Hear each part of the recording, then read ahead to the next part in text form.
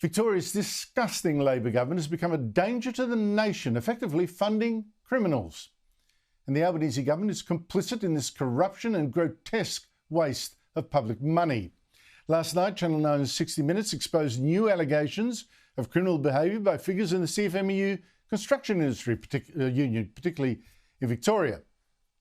Like the CFMEU health and safety representative, would you believe, linked to the Rebels bikie gang, caught on camera allegedly attacking his girlfriend during his lunch break at a Victorian worksite. This man was later sacked, and a warning: some of the footage I'm about to show you is confronting.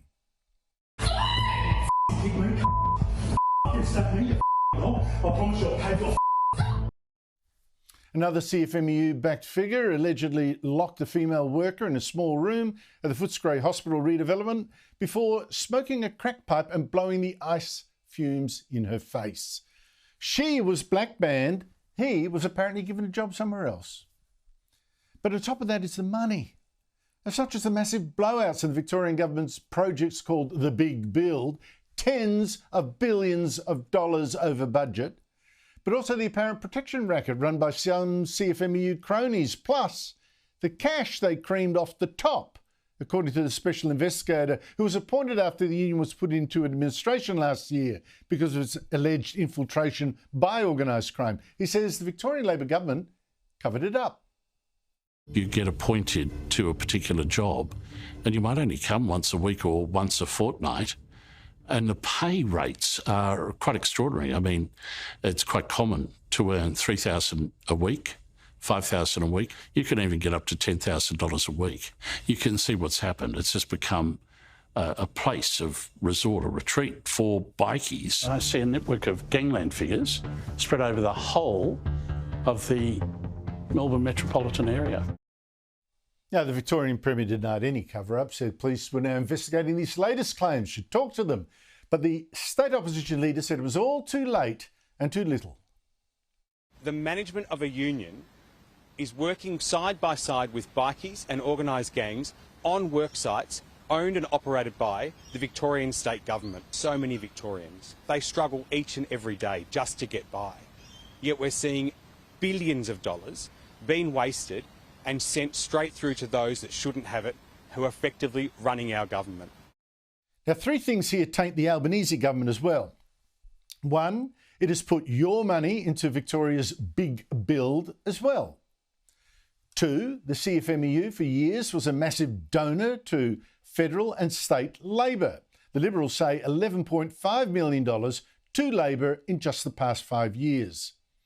And three, in exchange, the Albanese government promised to scrap the government watchdog overseeing this union, the ABCC, the Australian Building and Construction Commission, and started to defang the ABCC immediately after Labor was elected.